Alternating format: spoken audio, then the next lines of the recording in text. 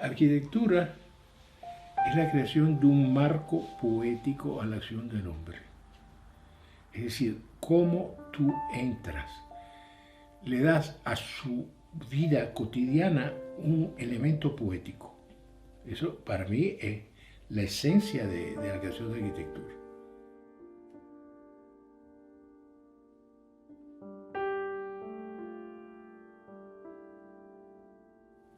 Y eso es arquitectura. Y esa es la arquitectura que a mí me gusta.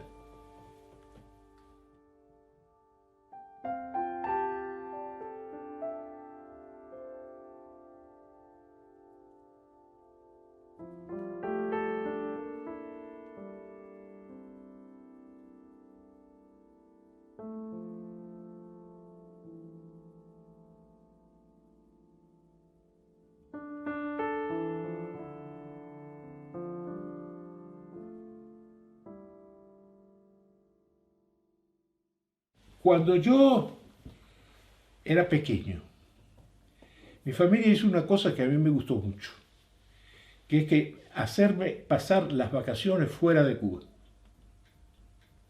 y hacerme entrar en otros contextos culturales que no era el mismo contexto cultural que yo había vivido desde pequeño. Entonces, yo creo que eso provocó en mí una especie de total apertura a lo que era el mundo y un tratar de ubicarme y de centrarme en otra cultura que no era la mía.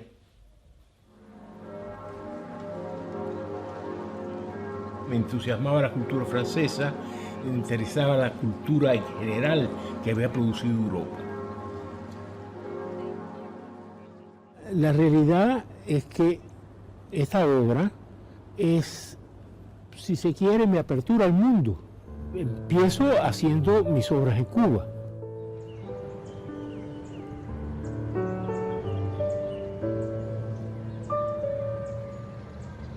Problema serio con esa arquitectura en el medio cubano. No querían más hablar de eso, no les gustaba y bueno, pues decidí cambiar de lugar. Entonces me voy de Cuba y vengo para la vieja Europa, a la cual le debo toda mi formación. Una de las cosas para mí más importantes en Europa en ese momento fue mi encuentro con un alemán, Robert Altmann, que era un hombre de una gran cultura, que fue un gran amigo mío y que me ayudó mucho. Al extremo que me dio a construir en Liechtenstein su oficina.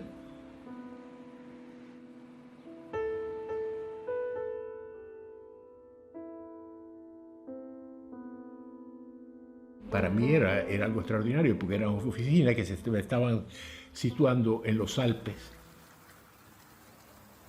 y se integraban con aquel paisaje de la montaña y muy cerca del río Rin. ¿Qué traté de hacer en aquello? Naturalmente que ya yo venía con todo lo que fue la Revolución Cubana y entonces me enfrentaba con lo que es el capitalismo, pero el capitalismo financiero. Altmann era un financiero importante. Y el capitalismo financiero tenía que tener para mí una expresión. Me influenció Nietzsche con el superhombre. Me influenció ese hombre que sale de las montañas. Y yo quise hacer algo que tuviera que ver con esto. En ese momento jugué con elementos que estaban en toda lo que era la nueva tradición de pintura y escultura, los móviles y todo aquello. Y entonces jugué con una serie de metales dorados, con vidrios dorados, que diera la sensación que 3 dedos de gigante estaban frotando una energía dorada y que para mí era la imagen de esa nueva visión del mundo que se me ofrecía a la vista.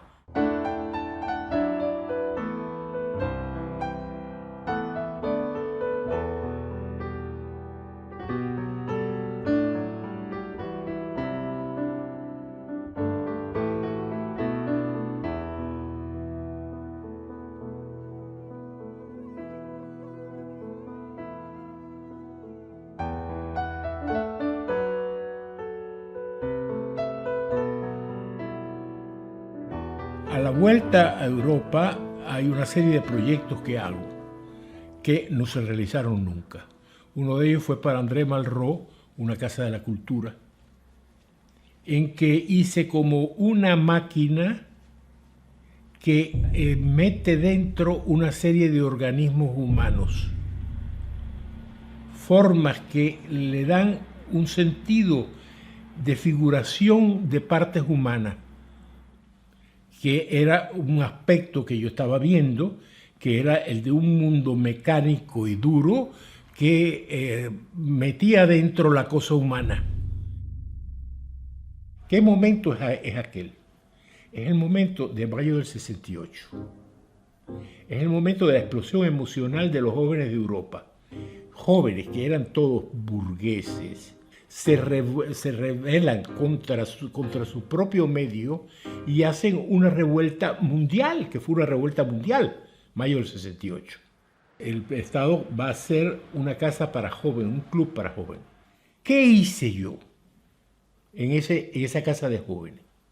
Hice la casa de jóvenes como si fuera un joven acostado que estaba al lado del ring, es decir, que se veía desde la montaña, y que el pecho explota, la cabeza vuela y las manos también. Y para mí era la imagen del joven de mayo del 68 y de ese momento preciso. Desgraciadamente no les gustó a los liechtensteinenses, que en ese momento yo tenía la sensación que eran muy tradicionales en su espíritu, y eso no les gustó y no se construyó nunca. Pero lo sentí porque realmente me hubiera gustado haberlo hecho.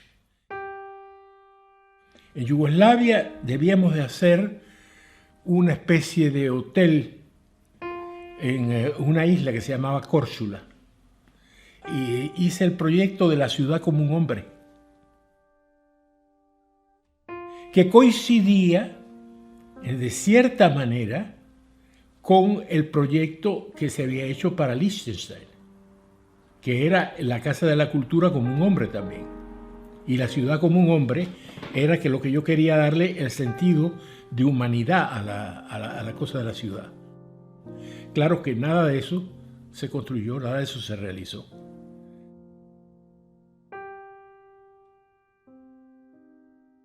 Todavía en Cuba, que es cuando empiezo a hacer ya proyectos que no se van a realizar. Estoy en Cuba y me encuentro con unos chicos que habían ganado un concurso para un monumento que se iba a hacer en Playa Girón. Era un grupo de arquitectos jóvenes polacos. Uno de ellos se hace muy amigo mío, Andrzej Mrowiek. Y con Andrzej Mrowiek hay un concurso internacional, que es un hotel en San Sebastián. Y entonces decidimos hacerlo juntos. En ese concurso quisimos jugar con lo que fue la noción del Guernica de Picasso, un poquito con la destrucción del Guernica de Picasso. Una de las cosas que a mí en ese instante me interesaba muchísimo era cómo hacer renacer el espíritu de un pueblo en la arquitectura. Lo hicimos tratando de volver a ese espíritu que era un espíritu trágico, que es esencial en la tradición española. Y bueno, de allí vino toda mi lucha, todos mis proyectos que presenté en aquella época y que no se realizaron hasta un día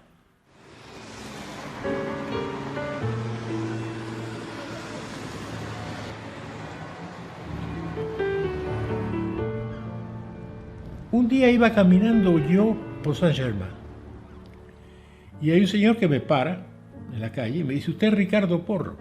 Ese señor se llamaba Jean-Pierre Lefebvre.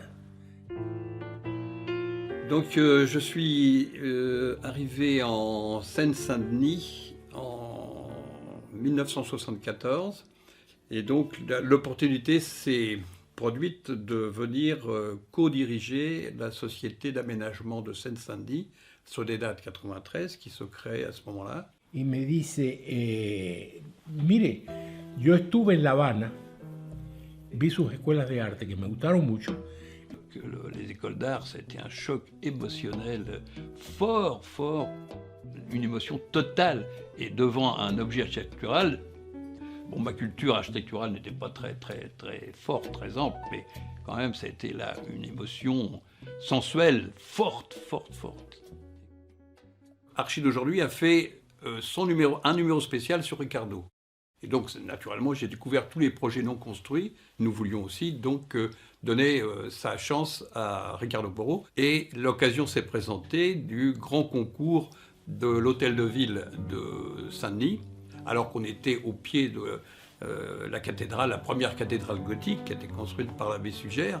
Et donc Ricardo a participé à ce concours, c'était un concours international. Il avait fait un projet magnifique, naturellement, mais très luxuriant. Il dialoguait avec Sugère et c'était vraiment aussi probablement 20 années d'architecture un peu réprimée et donc son dessin est extrêmement généreux.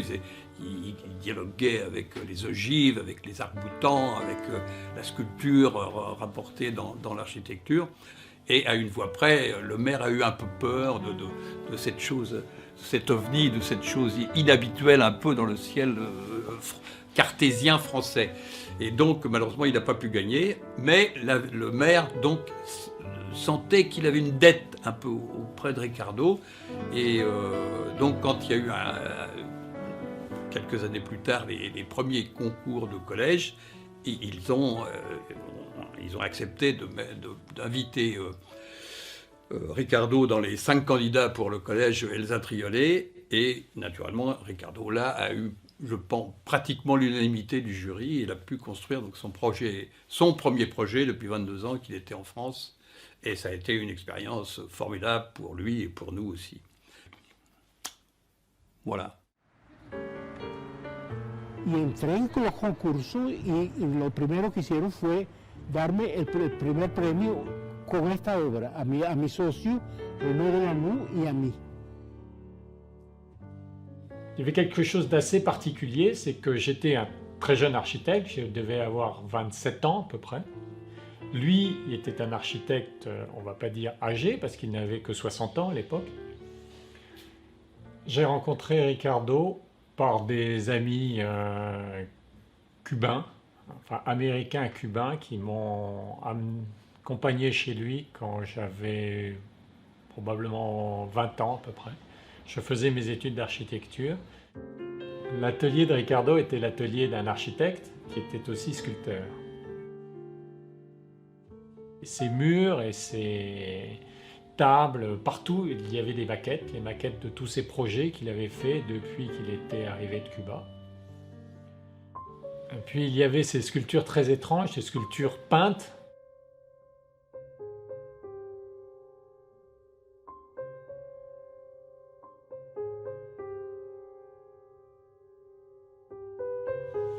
Et tout ça vivait dans un ensemble où il travaillait, lui, et il faisait l'architecture au milieu et dans cette ambiance assez extraordinaire. ¿Cómo trabajo? Empiezo por un programa que se me da. La arquitectura tiene que servir primeramente a una cosa básica, que es a albergar la gente dentro. Un problema de utilidad que no se puede relegar y no se puede dejar. Quand on commence à réfléchir à un projet, on pense à la manière de vivre les espaces qu'on va créer. Ricardo est un architecte qui fait de l'architecture organique.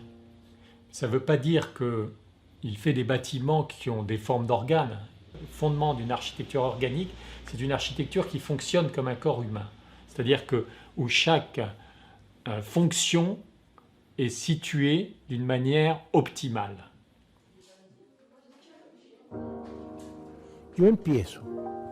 Yo sé que yo tengo tantas salas de clases de un tipo, tantas salas de clases de otro tipo, una entrada, que los alumnos entran por un lugar, que se reúnen después en otro lugar. Entonces yo empiezo a jugar con lo que puede ser la función del edificio, que es una condición sine qua non. Entonces mi problema es cuando ya yo he estudiado funciones y me planteo una serie de posibilidades funcionales para un edificio, ¿qué puedo decir con aquello? ¿Qué imagen poética puedo darle? Y esa es la clave. ¿Cuáles son las imágenes posibles que van en el sentido de dignificar y de poetizar todo lo que es lo utilitario? ¿Por qué la imagen de la paloma? Por una razón muy simple, la paloma siempre ha sido un símbolo de espiritualidad. Es un símbolo que está muy ligado a lo que es la enseñanza y el conocimiento. Por eso lo escogí, no por sentido religioso. Los chicos que vienen aquí, por ejemplo, de esta escuela, no son hijos de potentados, de gente rica, ni siquiera de clase media, son hijos de obreros inmigrados. ¿Qué traté de hacer? En vez de pensar que le estaba construyendo a hijos de obreros, decidí que los hijos de obreros podían ser condes, duques y marqueses, y que sus familias eran familias muy aristocráticas y que meritaban el espacio más aristocrático posible para ellos. Donc c'est une manière porotique, à la Porot, de créer un événement, c'est-à-dire mais c'était fondamental pour lui. Il estime que la dignité humaine, que l'architecture doit respecter la dignité humaine. L'architecture doit être à la grandeur de l'homme. Bueno, en el Satriolé, el interior está ligado sobre todo a lo que ha sido la vieja catedral del lugar. El juego que se crea de espacios es un juego un poco catedralicio, con una centralidad al fondo, como una escena, con el sentido de final de una catedral, ¿no? Es decir, crear ese espacio que era un espacio de pase, que es el hall de entrada, pero que a su vez estuviera centralizado, y entonces creamos como una especie de teatro, de pequeño teatro donde se pueden dar representaciones, y que todo fuera algo sumamente orgánico, que se sintiera el edificio como un ser vivo, que es una cosa que siempre tratamos de hacer nosotros.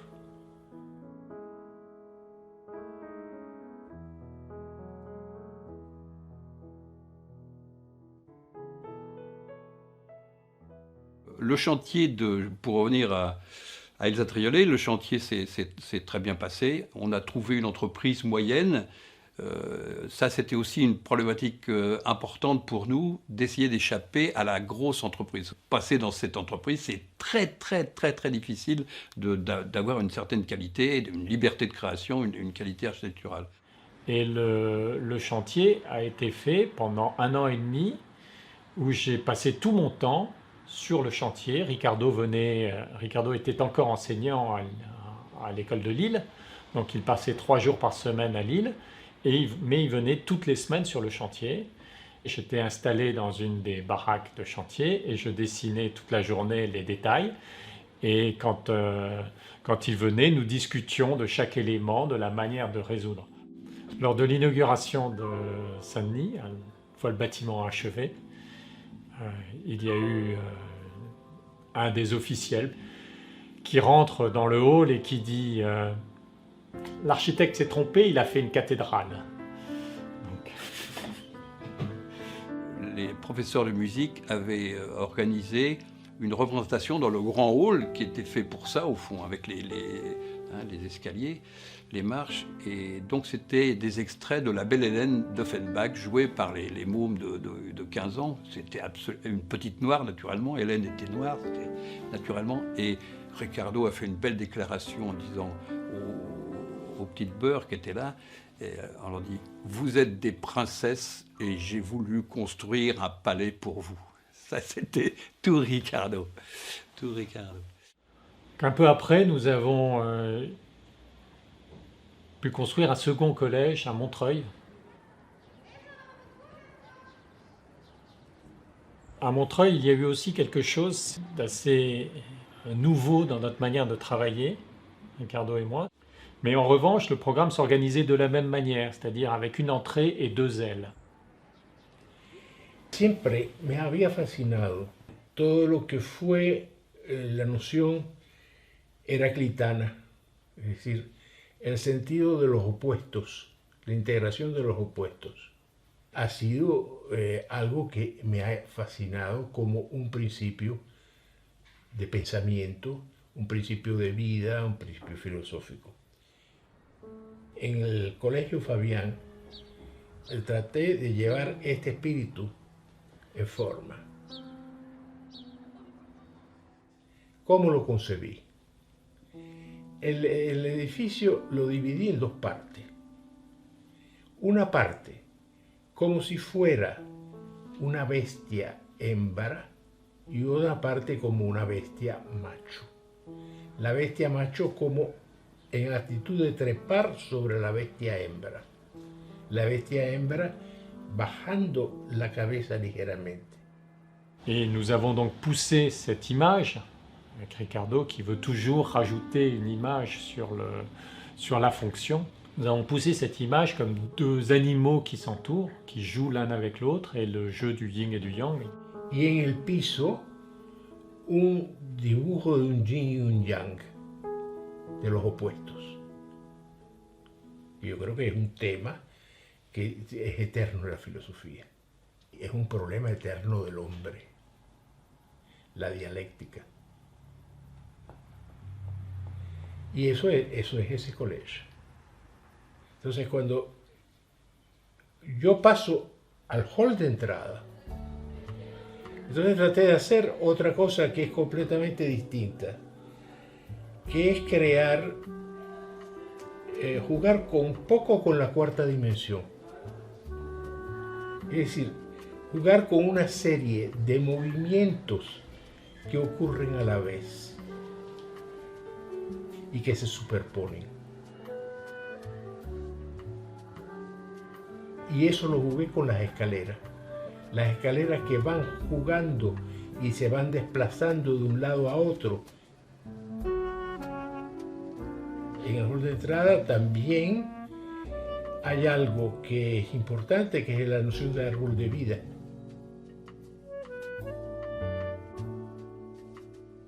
Donc cet arbre qui est une forme d'arbre en béton et qui est éclairé par les 2 vitraux rouge et bleu qui apportent une lumière un peu violette à l'ensemble, était la 3e image qu'on a superposée au-dessus sur ce bâtiment. On a commencé à être un peu plus ambitieux et à être un peu plus libre. Techniquement, c'était plus difficile à faire. On a eu des relations avec les ingénieurs structure. Bon, c'est pas un mathématicien, Ricardo, c'est pas un ingénieur structure. Il a toujours pensé les choses, mais c'est quand même... Il était un peu méfiant, on va dire, vis-à-vis de la structure. Autant par probablement ignorance du calcul, mais aussi par méfiance vis-à-vis de ce que la structure pouvait imposer dans l'architecture moderne. La structure peut être, dans certains cas, castratrice. Elle peut détruire l'architecture. Donc, ce qui est important de dire au sujet de l'architecture de Ricardo, enfin de la nôtre, c'est qu'elle passe généralement pour une architecture un peu formelle. Quand on dit faire une école en forme d'oiseau, c'est un jeu, c'est quelque chose qui fait plaisir à l'architecte. Quand on a commencé à travailler, on a toujours mis la fonction en premier et l'usage en premier. El edificio tiene que funcionar, tiene que ser vivo, y se habló del funcionalismo, pero es que siempre el funcionalismo es una cosa normal en la arquitectura, no es ninguna cosa que se esté inventando en el siglo XX, ni se ha inventado en ningún otro siglo, es algo esencial de la arquitectura. Es decir, que hay una función, pero a la vez que hay una función, hay un juego poético que se traduce, que se lleva a efecto. Y en urbanismo también. ¿Cómo hacer un urbanismo que cree ese marco poético? Pero ¿cómo hacer para que la ciudad me empuje a mirar al vecino que tengo al lado y a no sentirme solo? Y ahí viene toda mi búsqueda en urbanismo, toda mi búsqueda en la ciudad. Quand il parlait d'urbanisme, Ricardo se basait toujours sur l'urbanisme de Venise. Donc cette ville qui est composée de quartiers, chaque quartier regroupé autour d'une placette. ¿Cómo hacer para que el urbanismo provoque la comunicación de la gente? Cet urbanisme de communication fait que les gens se rencontrent, fait que les gens vivent ensemble. Ne vivent pas les uns à côté des autres, mais ensemble. Un urbanismo que la forma sea tal, la escala sea tal, que la gente no tenga más remedio que mirarse la cara. Que yo, cuando voy por la calle, oigo la risa del que pasa por al lado y no me queda más remedio que mirar a mi izquierda porque pasa una chica bella. Donc à Stein, nous avions un terrain qui avait une forme à peu près trapézoïdale. Et n'importe quel autre projet d'architecte aurait été de construire un bâtiment au centre du terrain, et nous avions fait le contraire. Nous avions laissé le centre vide et construit tout autour. Tout le monde se regardait, tout le monde regardait la place centrale. C'est cette notion d'urbanisme de communication qu'il a voulu recréer à Stein d'abord, et puis à la Courneuve ensuite. Comment hacer un grupo de edificios que fuera ese urbanismo de unión, de comunicación, siempre y cuando fuera con la cosa más barata que se pudiera hacer en Francia, porque era para los obreros de más bajo salario.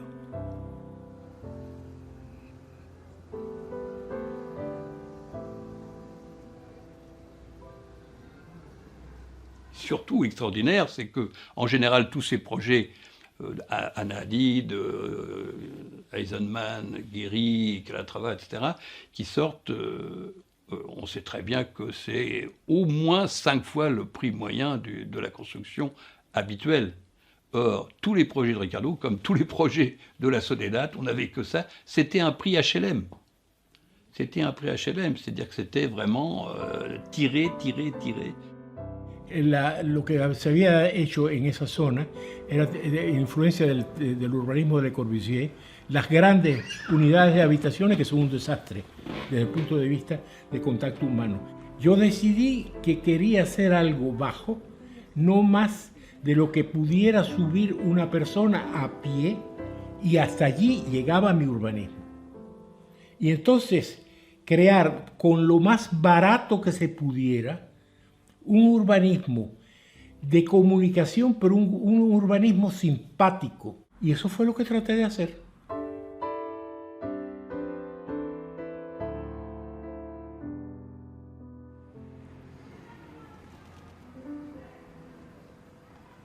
Assez souvent, notre architecture a été considérée comme plus chère.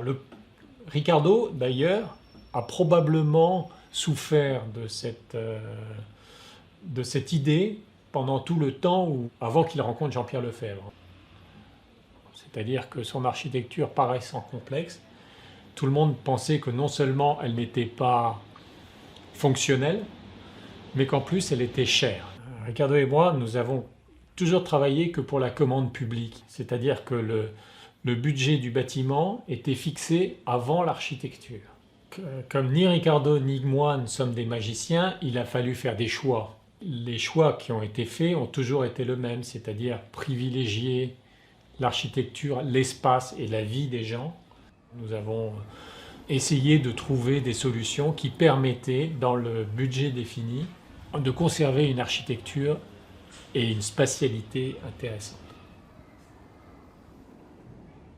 Donc, de ce point de vue-là, il est évident que les œuvres que je préfère, ce sont les deux collèges, hein. Les deux projets d'habitat sont intéressants, surtout celui de la Courneuve.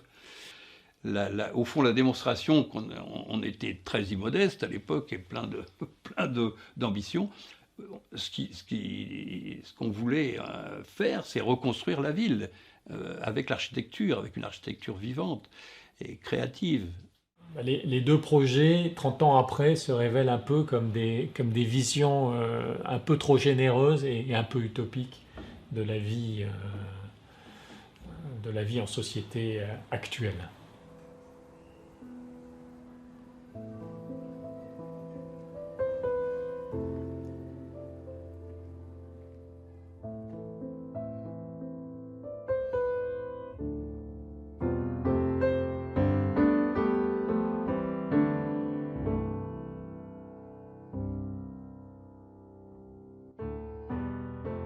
Au Mureau, à côté de Paris, nous avons construit 2 hôpitaux. Dans le même parc, c'est un grand parc boisé, un endroit assez joli.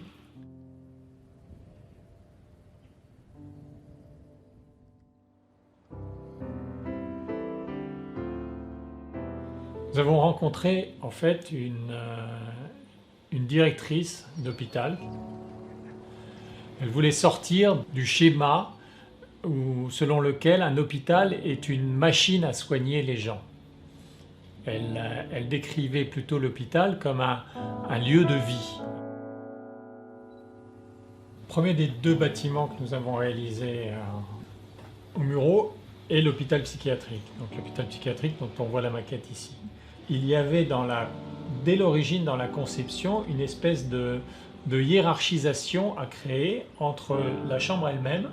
À chaque étape, le patient puisse quand même vivre et sentir quelque chose de libre. Notre idée de base, ça a été que toutes les chambres s'ouvrent sur le parc à l'extérieur.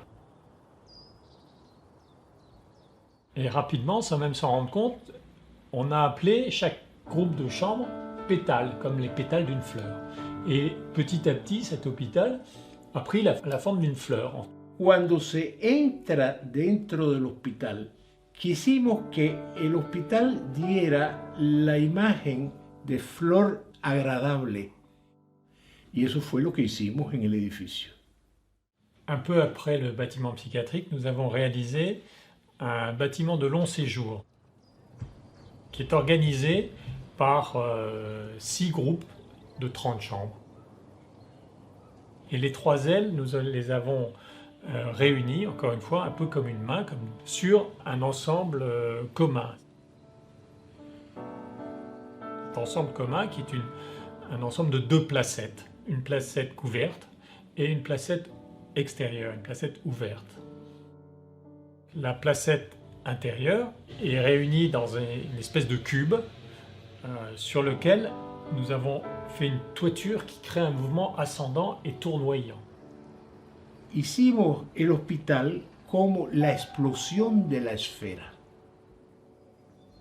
Y entonces el resto vuelve a haber un cierto urbanismo de ciudad, de una cosa muy orgánica, pero la entrada del hospital es la explosión de la esfera. Este sentido se capta cuando se llega enfrente al hospital. Nous avons voulu que, par rapport aux autres projets où nous avions fait des jeux de lumière, des jeux de vitraux, ici les jeux de vitraux marchent dans les 2 sens. C'est-à-dire que jusque-là, on avait toujours travaillé la lumière naturelle venant vers l'intérieur. Nous avons voulu transformer cet ensemble, cette couverture, en une espèce de lanterne magique qui appelle les gens. Alors, un ami nous avait écrit un jour, il avait eu un accident, c'était l'hiver, il devait passer de commissariat de police à un centre chez un médecin. Il était arrivé et il avait vu cette lanterne rouge et bleue qui l'accueillait et il nous avait simplement écrit parce que, pour nous dire combien rien que cette lumière-là lui avait réchauffé le cœur, quoi. Il s'était senti soudain accueilli. Hay artistas, arquitectos, y arquitectura es arte, que tienen un tema y que lo van a expresar en todas sus obras como una constante. Yo no puedo decir de qué es mi caso. A mí, cada vez que me enfrento con un problema de vida, se me ocurre algo que no es el mismo tema de lo anterior que yo había hecho. Y tengo que cambiar exactamente de lenguaje. No quiere decir que no haya un espíritu común, claro que lo hay, pero cambio de lenguaje.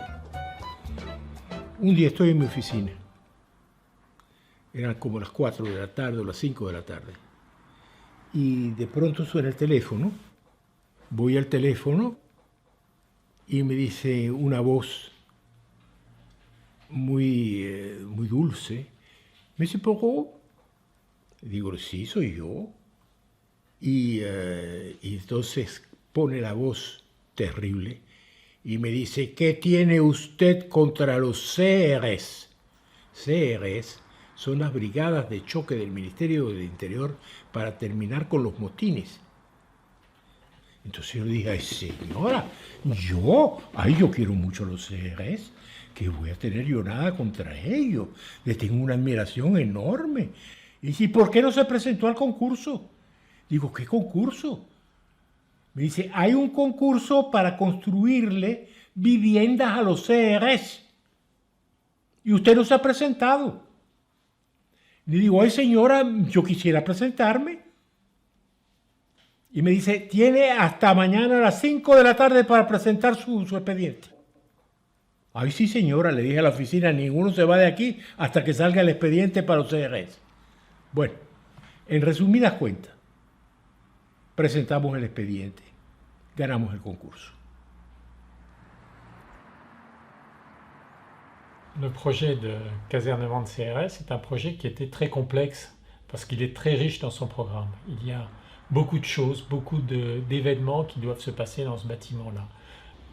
C'est un projet aussi où des gens doivent pouvoir dormir dans un bâtiment à 2 heures de l'après-midi parce qu'ils sont en repos, pendant que leurs petits copains sont en train de s'entraîner dans un stand de tir, donc avec le revolver, 2 étages plus bas où nous avons créé ce stand de tir. Il y a des bureaux, il y a une salle de restaurant, il y a des salles de formation. Y bueno, ¿qué cosa era hacer viviendas y una escuela para los CRS? En pocas palabras, allí no era el problema de hacer una escuela para niños adorables. No. Allí eran hombres muy fuertes. ¿Cuál fue la imagen que me guió a mí, a mi socio, Renaud Delanoux, para hacer esto? La imagen fue la batalla de San Romano de Paolo Uccello en el Louvre. ¿Cómo hacer un edificio que fuera el equivalente de la batalla de San Romano para los CRS? Y efectivamente lo hicimos. Jugamos con picas, jugamos con ametralladoras, es decir, formas que recuerdan ametralladoras, formas que recuerdan fusiles, formas que recuerdan muros de protección, de fortaleza, y todo es arma, y todo es pelea. En fin, todo ese tipo de cosas en un urbanismo de ciudad, porque siempre es la ciudad, siempre son espacios urbanos.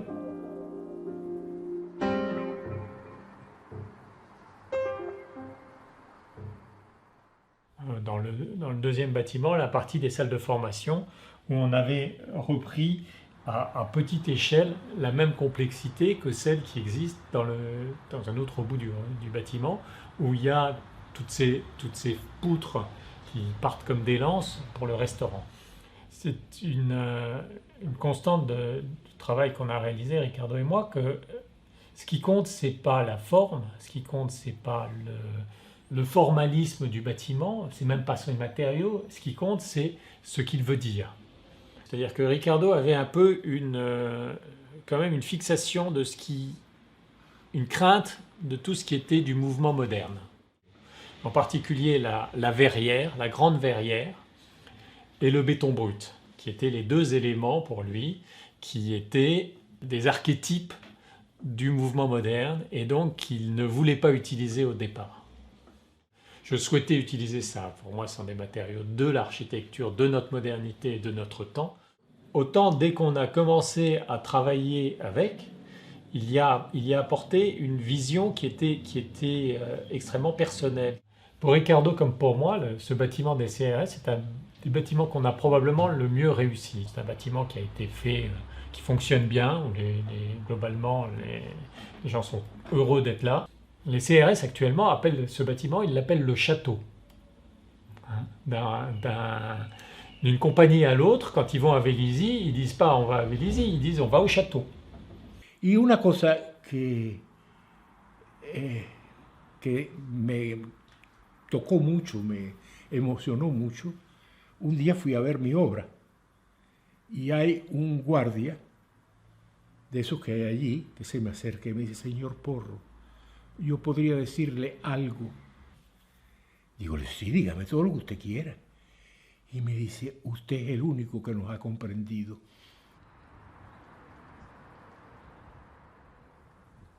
¿Les gusta su arquitectura?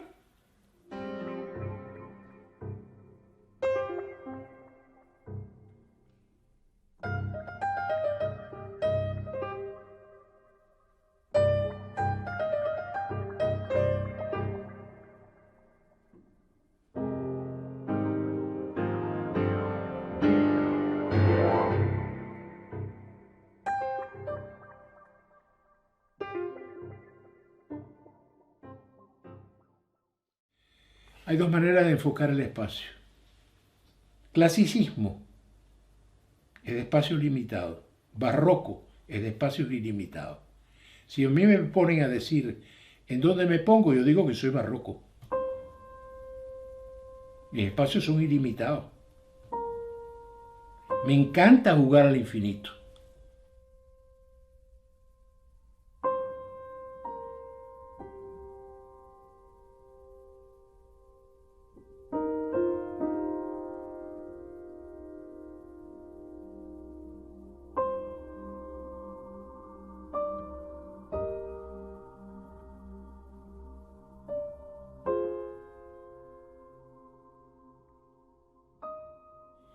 Mis obras no van de aquí a aquí, mis obras se abren al infinito, a lo abierto, siempre.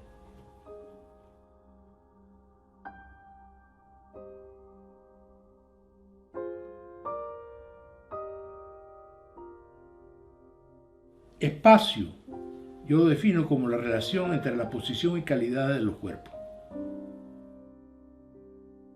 Si esa relación termina en un punto neto que tú sabes que de allí no pasa para afuera, tú dices un espacio limitado. Si esa relación, al contrario, se te abre hacia afuera y tú no sabes a dónde termina, porque se funde en el aire, es un espacio ilimitado. Yo generalmente juego con espacios ilimitados. En mi obra no hay espacios limitados.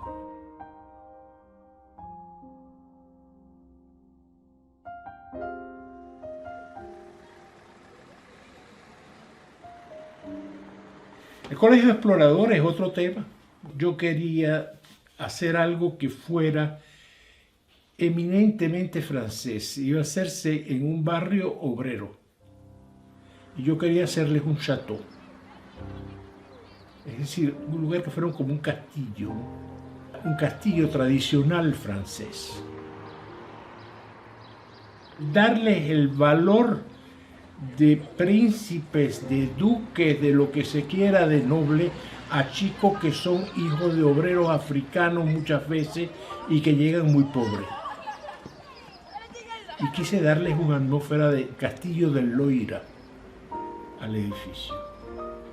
Entonces, todo está prefabricado, pero todo está prefabricado dando esa sensación de gran castillo, de gran entrada.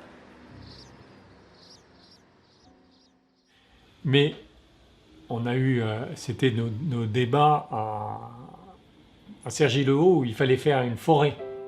Je disais qu'on ne va pas transporter toutes ces tonnes de béton là-haut. Parce qu'un arbre en béton, c'était dans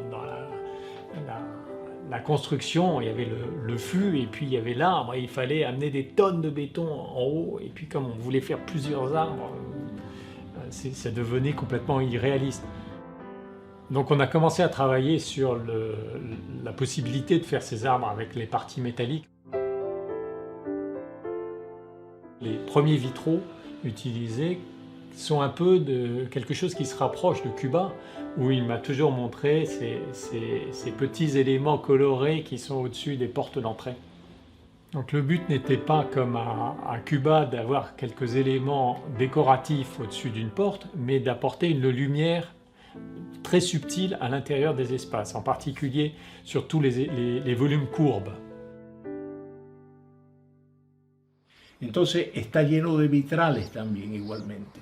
Y está lleno de una técnica, porque es técnica también lo que se está enseñando a los alumnos. Y todo eso se mezcla y da por resultado ese colegio que a mí es uno de los que más me gusta de lo que hemos hecho. Quand on travaillait ensemble, on peut dire que la moitié du temps, nous parlions musique, roman, philosophie, autant que d'architecture. Ricardo disait qu'il passait plus de temps avec moi qu'avec sa femme. Mais quand même, cette possibilité de discuter avec lui tout le temps nous a permis de travailler dans des conditions très très agréables. Donc comme ça, nous étions généralement assis sur cette table, l'un en face de l'autre, ou dans l'angle d'une table, généralement avec une maquette entre nous deux.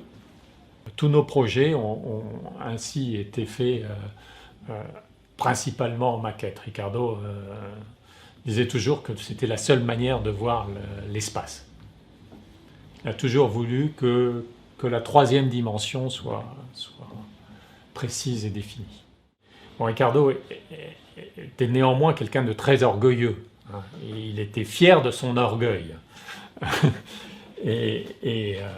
Donc je peux le citer, il disait « Je suis plus orgueilleux qu'intelligent et c'est pas peu dire ». Après, quand nous étions sur un projet et quand nous développions un projet, il est évident que nous n'étions pas forcément d'accord tout le temps. Et au fur et à mesure que les projets avançaient, au fur et à mesure aussi que je prenais un peu de l'âge, il s'est créé un certain nombre de tensions, il s'est créé un certain nombre de discussions, parfois âpres, entre Ricardo et moi. Donc nous avions organisé l'évolution d'un projet un peu comme une voie où chacun de nous avait le droit de veto. Parfois Ricardo disait « Ah ça non, je ne le ferai jamais ». Et parfois je disais « Ah ça non, on ne le fera jamais ».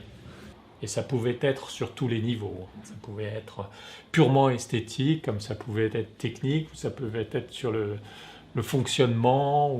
Ce qui était assez incroyable avec Ricardo, c'est que quand on lui interdisait de faire quelque chose, quand on lui modifiait sa pensée, ça lui donnait aussitôt 20 autres idées. Ricardo dit toujours qu'il n'y a pas une manière de faire un projet, qu'il y a une infinité de manières de faire un projet. C'est la richesse personnelle de l'architecte qui doit permettre de créer l'architecture. Voilà, l'axe d'Oporo, qui correspond aussi avec son goût pour le figuratisme en art plastique, c'était d'avoir une forme, projeter une belle image, une image forte, et ensuite réaliser le projet.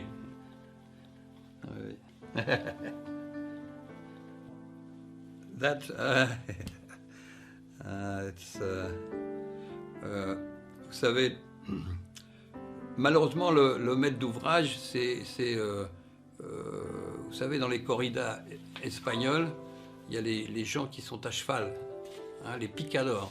Donc le maître d'ouvrage, c'est un peu le picador. Et le torero, c'est l'artiste, c'est Ricardo. On n'est pas toujours tout à fait sur la même longueur d'onde en esthétique. Ricardo était figuratif. Et moi, j'étais aussi, oui, j'aimais bien la figuration, mais j'aimais aussi Kandinsky. Et, Ricardo disait « Kandinsky, j'ai horreur de Kandinsky ». A cada cual le puede gustar una cosa o no gustarle. A mí me encanta cuando hay alguien que me viene a ver y que me dice, oye, qué cosa más linda ha hecho. Me fascina eso.